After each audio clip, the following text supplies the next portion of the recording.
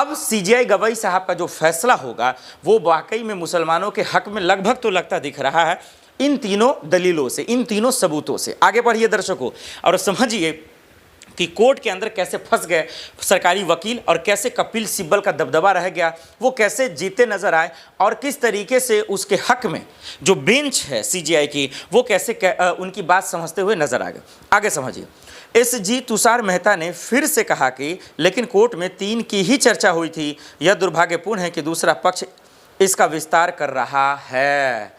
ये दुर्भाग्यपूर्ण है, यानी सरकारी वकील के जो दलीलें हैं, जो उनका फेस का जो चेहरा है उससे देख कर समझ में आ गया कि दरअसल कहीं ना कहीं बैकफुट पे सरकार आ गई है, सरकार पूरी तरीके से बैकफुट पे। आगे समझिए, अब आगे क्या होता है दर्शकों, लड़ाई देखिए कितना रोमांचक है।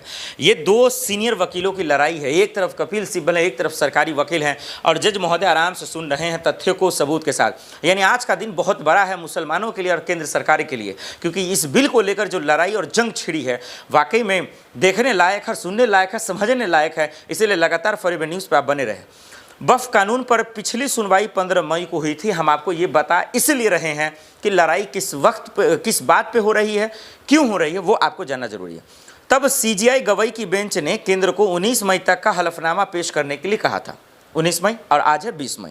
अब समझिए, इससे पहले पूर्व मुख्य न्यायाधीश संजीव खन्ना की बेंच मामले को सुन रही थी, लेकिन 13 मई को जस्टिस संजीव खन्ना साहब रिटायर हो गए। रिटायरमेंट से पहले ही जस्टिस खन्ना साहब ने सभी की सहमति में से मामला नए सीजीआई BR गवई को ट्रांसफ़र कर दिया था। ये पूरा मामला हम आपको बता रहे हैं पिछले 1 हफ्ते का। उसके बाद क्या हुआ, जस्टिस गवई ने 14 मई को सीजीआई का पद ग्रहण किया था उन्होंने। तो ये हमने आपको बता दिया ये तमाम चीज़ें। तो ये लड़ाई दर्शकों चल रही है, ये लड़ाई बहुत इंटरेस्टिंग है जो हम आपको लगातार दिखा रहे हैं। जो कोर्ट में सुनवाई हो रही है वो भी हम आपको दिखा रहे हैं।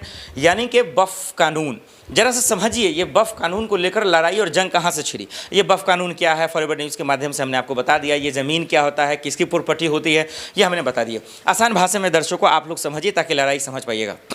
दरअसल जो अल्लाह की ज़मीन है, जो मुसलमान जिसकी इबादत करता है, जिसके लिए सजदा करता है, उसकी ज़मीन है, यानी कि खुदा की जो ज़मीन है और उस पर मुसलमानों का हक है। और मुसलमानों की कमेटी बनती है और उसमें जो है जो लोग दरअसल देते हैं गरीबों के लिए होता है। इसमें मदरसा खुलता है, गरीबों के लिए जो है रास्ते बनाए जाते हैं कि गरीब के बच्चे कैसे तालीम हासिल करें, मदरसे खोले जाते हैं, कब्रिस्तान का मामला आता है, तमाम चीज़ें। इसमें लोग जो है अपने सहूलियत के हिसाब से ताउन करते हैं, देते हैं, तमाम चीज़ें।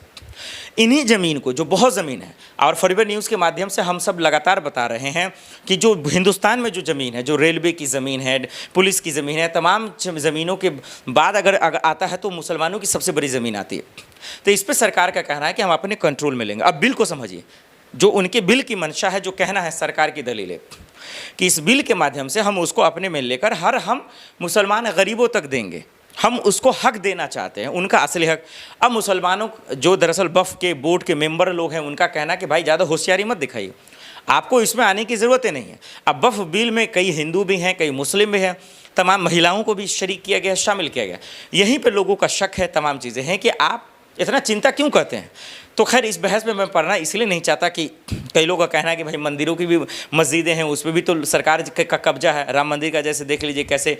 खैर उन सब चीज़ों पे बहस में पढ़ना नहीं है। सवाल ये है, अगर सरकार की मंशा ठीक है, सरकार का इंटेंशन ठीक है, सरकार मुसलमानों के लिए भला चाहती, तो और भी बहुत सारे मसले थे, उसमें भी दिखा देते कि क्या चीज़ था। तो बहुत सारे हवाई बातें की गई जो ज़मीन पे नहीं हुआ।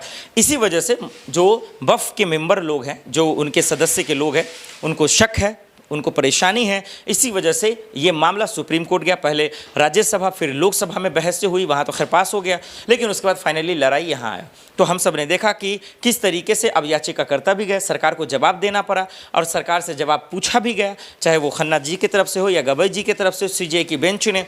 और अब जो मुस्लिम पक्ष की तरफ से, जो वक्फ बिल के तरफ से जो कपिल सिब्बल साहब है, जो दलीलें दे रहे हैं, जो सबूत दे रहे हैं, जो बातें उठा रहे हैं, जो लॉजिकल बात है, उसके सामने कहीं ना कहीं सरकारी वकील फीके पड़ते फिलहाल अभी नजर आ रहे हैं। फिलहाल की बात कर रहा हूँ, फिर आपको हम जैसे जैसे सुनवाई शुरू आगे होगी, जो बातें कही जाएंगी और जो फैसला आएगा, वो फैसला हम आपको आप तक फॉर न्यूज़ के माध्यम से रखेंगे और बताएंगे कि इस बिल में जीत किसकी हुई, इस बिल में हार किसकी हुई, और वाकई में कौन असल में जीता, किसकी मंशा खराब थी, किसका मंशा सही था, कौन बिल के बहाने मुसलमानों को ठगना चाहता था, या फिर वाकई में किस तरीके से सरकार मुसलमानों के लिए सोच रही थी, लोग नहीं समझ पा रहे थे।